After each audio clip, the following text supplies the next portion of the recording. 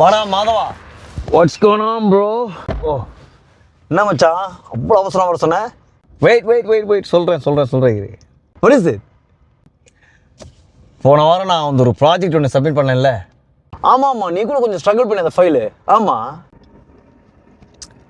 அந்த project I got promoted bro. Yes.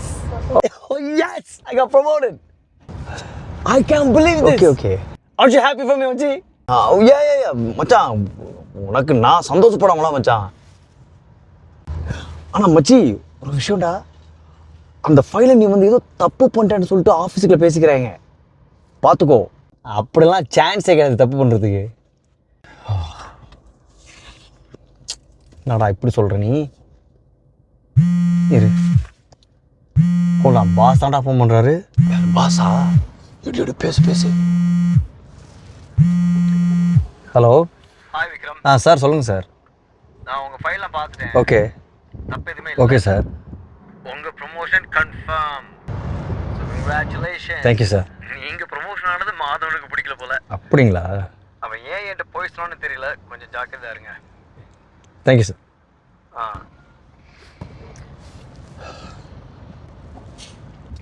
ஏன்டா மாதவா அப்படி பண்ண?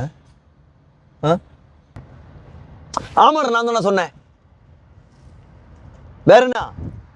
நான் உனக்கு சீனியர் மச்சான் அந்த ஆஃபீஸில். உனக்கு மட்டும் ப்ரொமோஷன். அழுக்காற்றின் அல்லவை செய்யார் இழுக்காற்றின் ஏதம் படுபாக்கு அறிந்து. பொறாம ஒரு மனுஷனை தப்பான வழிக்கு எடுத்துகிட்டு போகணும்னு சொல்லி தெரிஞ்ச புத்திசாலிங்க அந்த தவறை பண்ண மாட்டாங்கடா. You're smarter than that, மச்சான். So what this verse means is that jealousy pushes people towards harmful and unethical actions. Wise people avoid such actions because they know jealousy ultimately leads to suffering and loss.